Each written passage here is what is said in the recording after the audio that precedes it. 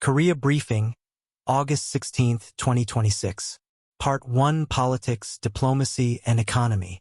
KB01 North Korea does not respond to South Korea's proposal for multilateral peace talks. North Korea has initially not responded to President Lee Jae-myung's new proposal for talks on a permanent peace system on the Korean peninsula. In his speech marking South Korean Liberation Day, Lee described peaceful coexistence between the two Korean states as an interim goal. He also proposed a multilateral dialogue involving other directly affected states alongside South and North Korea. The initiative aims to help reduce military tensions long-term, restore mutual trust, and create the conditions for a formal end to the Korean War. The South Korean government emphasizes that it is not seeking a unilateral absorption of North Korea and respects the North's existing political order.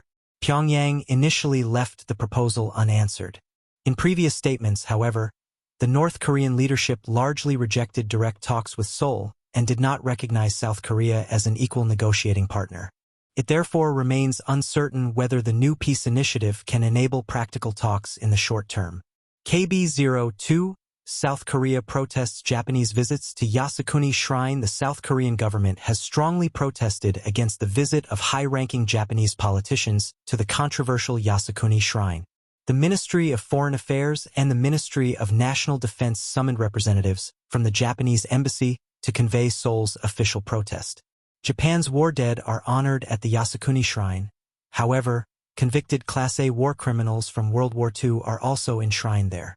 In South Korea and other countries formerly occupied by Japan, visits by Japanese cabinet members are viewed as a glorification of colonial rule and Japanese wars of aggression.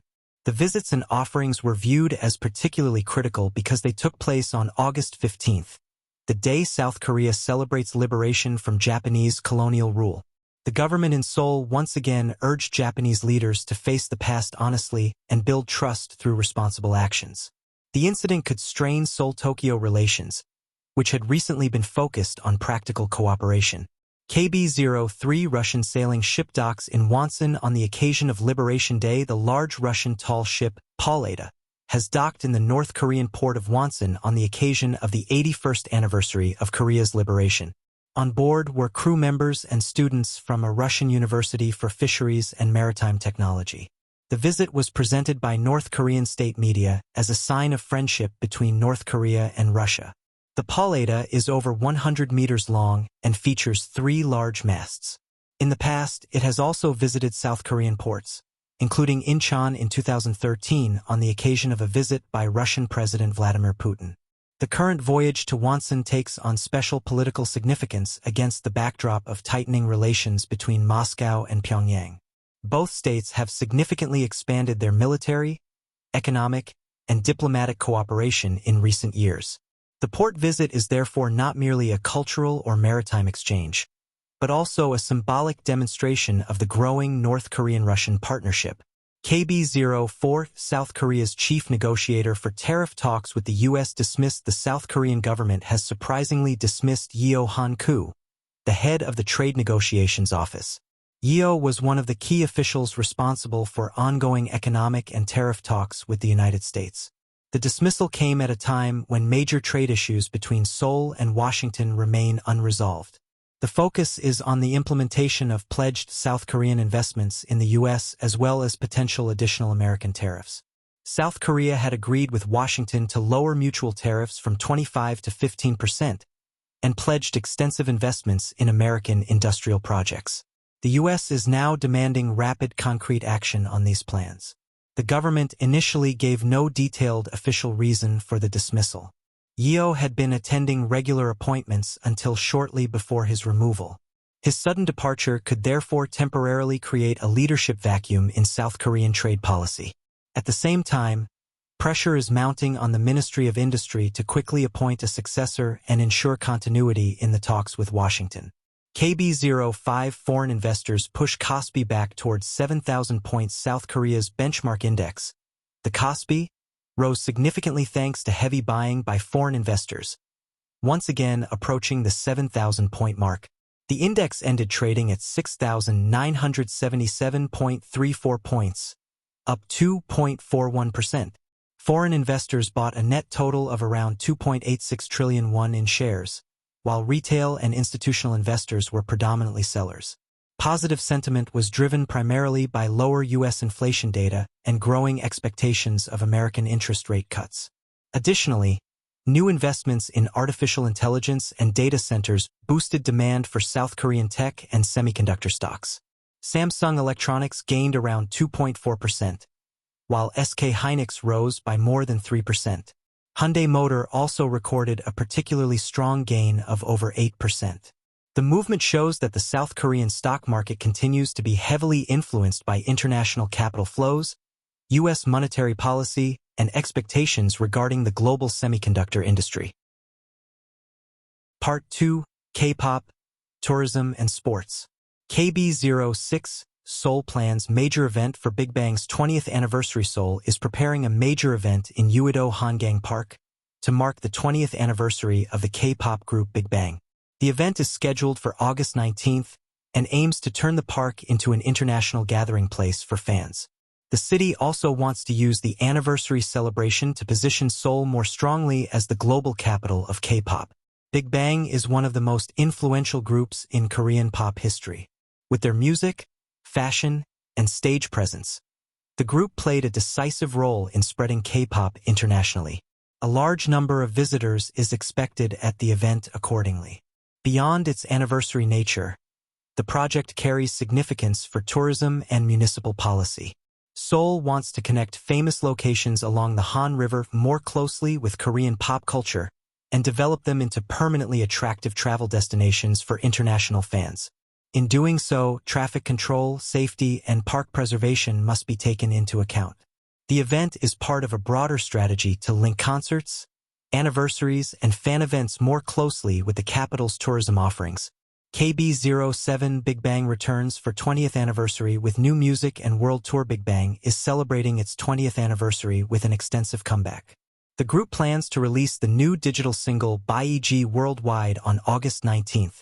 It marks their first joint release in over 4 years. Just a few days after the release, a new world tour kicks off in Goyang. Several concerts are initially planned at Goyang Stadium from August 21st to 23rd. Following that, the tour, titled BIGBANG 2026 to 2027 World Tour, XX Cosmos, will visit a total of 19 cities and encompass 33 concerts. BIGBANG debuted in 2006 and contributed significantly to establishing K-pop as an independent international music phenomenon. Combining hip-hop, electronic music, pop, and distinct fashion concepts, the group influenced numerous subsequent generations of artists. The anniversary project is intended not only to evoke nostalgic memories, but also to show whether BIGBANG can once again take on a leading role in the international K-pop market after an extended hiatus. KB08 Foreign tourists drive significantly increasing revenue in Busan. Busan is benefiting increasingly from foreign tourist spending. Shops and restaurants recorded significantly higher revenues, particularly in the popular coastal areas of Haeundae and Gwangali. In some convenience stores near the beach, revenue from foreign visitors reportedly doubled or even tripled. Analysis of international card payments confirms this trend. Busan now accounts for about 8% of total foreign credit card sales in South Korea. This places the city third nationwide behind Seoul and Gyeonggi Province. Notably, foreign visitors frequently spend significantly more per transaction than local customers. In the service sector, the average foreign card payment was around 166,000 won, roughly 3.5 times as high as that of South Korean customers. The figures underscore Busan's growing importance as an international travel destination.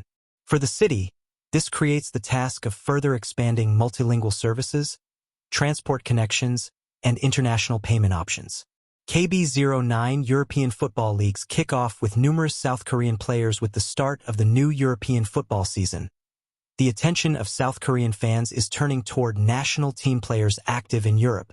Lee Kang-in is particularly in the spotlight as he begins a new phase of his career in the Spanish league following his move to Atletico Madrid. He is expected to regularly contribute his technical skills and international experience. Kim Min-jae also remains an important name in the German Bundesliga. At FC Bayern Munich, he continues to compete with several central defenders. Meanwhile, Lee Jae-sung enters another season with Bundesliga club Mainz 05, where he has established himself as a reliable midfielder. In England, hopes rest on players like Kim Ji-soo at Brentford FC and young Park Sung-soo at Newcastle United. Hwang In-beom continues his European career at Portuguese top club FC Porto. Oh Hyung-yu enters his second season at Besiktas Istanbul. Overall, numerous South Korean professionals are now playing in European leagues, further broadening the international presence of Korean football. KB10, Kim Min-soo permanently added to Girona's first-team squad. South Korean prospect Kim Min-soo has been officially promoted to the first-team squad of Spanish top-flight club FC Girona. In doing so, he overcomes a major hurdle. Due to the limited number of squad spots for non-EU players, Kim was previously registered mainly for the reserve team. Despite this restriction, he was repeatedly called up to the senior squad and gained early experience in elite Spanish football. In the meantime, he was sent on loan to gain regular playing time and continue his development. His permanent inclusion in the first team now shows that Girona plans to feature the South Korean talent long-term. Non-EU player regulations often represent a significant obstacle for young Asian footballers. Clubs are only allowed to register a limited number of such players and therefore usually prefer established international pros. The fact that Kim now receives one of these valuable squad spots is seen as a special vote of confidence. For South Korean football, he could develop into another promising player in a top European league.